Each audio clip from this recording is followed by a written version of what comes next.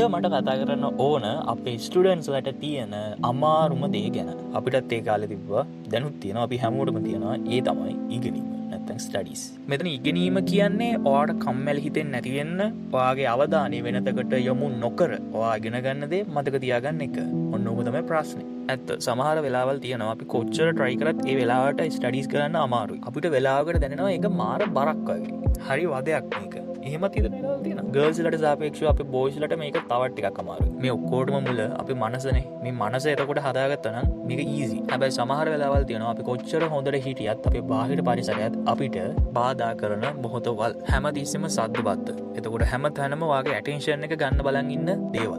තව කිව්වොත් අපේ ෆෝන් එක මේක තමයි අපි ළඟ තියෙන ලොකුම ස්ටඩීස් වලට තියෙන ලොකුම බැරියර් එක. තව ගොඩක් දේවල් තියෙනවා මේක සමහරට කෙනාගෙන් කෙනාටත් මේක වෙනස් වෙන්න පුළුවන්. තව ඕන තරම් දේවල් තියෙනවා. ඉතින් මේ වීඩියෝ එකෙන් මම අද ඔයාලට ගේන්නේ ගොඩක් කට්ටිය දන්නේ නැති ඒ වගේ බැරියර්ස් වලින් බේරෙන්න තියෙන සීක්‍රට් ටිප්ස් කීපයක්. වීඩියෝ එක ඔයා බලනකොට ඔයාලට තේරෙයි මේවා ටිකක් අමුතුයි කියලා. හැබැයි මේක 100%ක් ඇත්ත. මේවා මොකද ප්‍රූෆ් කරපු දේවල්. ඒ වගේම සරලයි. ඕකේ එහෙනම් අපි වීඩියෝ එක ලයික් එකක් දාගෙන මාව subscribe කරගෙනම අපි වීඩියෝ එකට යමු. Number 1. Use the sound for boost your focus. මම ඔයාලට කිව්වනේ මේවා අමුතුයි කියලා. ඒනවට කමක් නැහැ. පොඩ්ඩකට මාව විශ්වාස කරන්න. ඔයාලට තේරෙයි ඊට පස්සේ. 2020 දී එක අධ්‍යයනයක් කරා. ඒකෙදී මිනිස්සු කණ්ඩායම් දෙකක් හැදුවා. එක කණ්ඩායමක් A අනිත් එක B.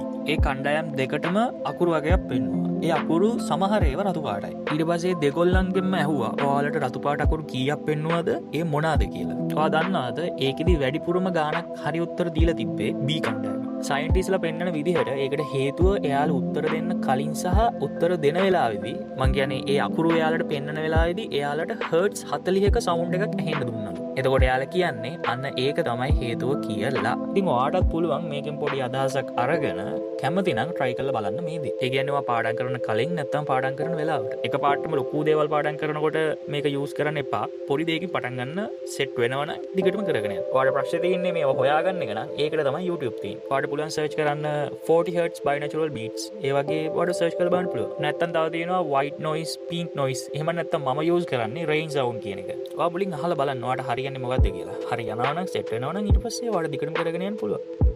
දෙවෙනි එක ඇවිල්ලා visual focus.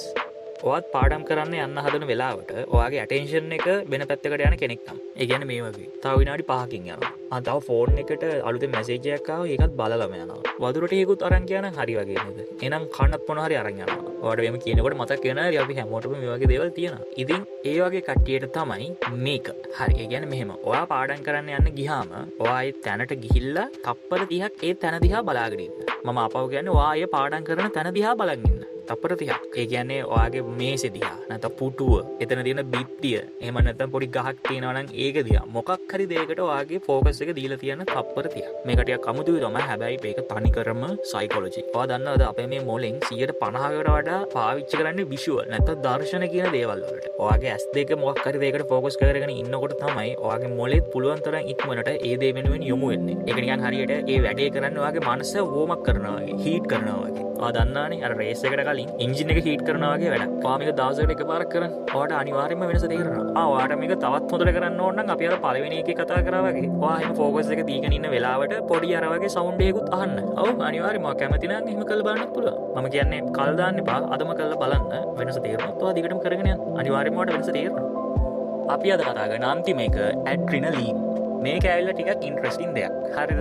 දැන් මෙහෙමයි. අපිට දේවල් මතක තියෙන ආකාර දෙකක් තියෙනවා. එකක් අපි ඒවා නැවත නැවත කරන එක. නැත්නම් ඒවා කරනකොට. අනිත් එක ඉමෝෂන් නැත්නම් හැඟීම්. ඒ කියන්නේ ඇඩ්‍රිනලින් සම්බන්ධ වුණ දේවල්. ඔයා නිකන් හිතලා බලන්න අපිට වැඩිපුරම මතක ඇති දේවල්. ඒවා ඇවිල්ලා අපේ ඉමෝෂන්. ඒ කියන්නේ අපේ හැඟීම් එක්ක සම්බන්ධ වුණ දේවල්. නැත්නම් අවස්ථා. ටිකක් ලැජ්ජ වුණ වෙලාවල්, තරහෙන් හිටපු වෙලාවල්, බය හිතුණ වෙලාවල්, වැඩියෙන්ම සතුටින් හිටපු වෙලාවල්. අන්න ඒ වගේ දේවල් නේද අපිට වැඩිපුරම මතක තියෙන්නේ. ඔයා නිකමට වගේ අතීතේ හිතලා බලන්න. අපි හැමෝටම එහෙම තමයි. ඉතින් මේ දේම අපිට පුළුවන් සෞඛ්‍ය සම්පන්න සහ හොඳ විදිහට අපේ අධ්‍යයන වලට පාවිච්චි කරන්න.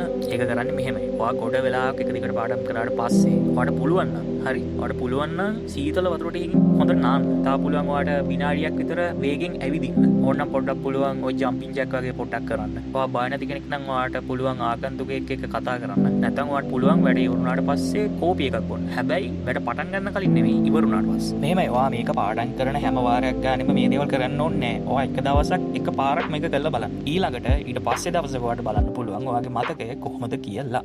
හරි බොයිස් අපි මේ වීඩියෝ එකේ දැන් අන්තිමට ඇවිත් ඉන්නේ. මේ වීඩියෝ එක මම ඔයාලට ගෙනාවේ ඔයාගේ ස්ටඩීස් වලට, ඒ කියන්නේ ඔයාගේ පාඩම් අඩවලට උපකාරී වෙන ක්‍රම ටිකක්. මේ වෙලාව හරිම සරලයි, සංකීර්ණ නැහැ, මහලුගේ මැජික් එකකුත් නැහැ. ඕන කෙනෙක්ට කරන්න පුළුවන් පොඩි දේවල් ටිකක්. මං කියන්නේ අදම එකක් try කරලා බලන්න. මොකද වෙන්නේ කියලා, වෙනස කොහොමද කියලා. ඔයාගේ ස්ටඩීස් වෙනදාර කම්මැලි කමින් කරනවා වෙනුවට මේ දේවල් වලින් ඔයාලට පුළුවන් ඒවා රසවත් කරගන්න අඩුමතරම ටිකක් හරි. ඉතින් වීඩියෝ එක හොඳ නම් like එකක් දාන්න.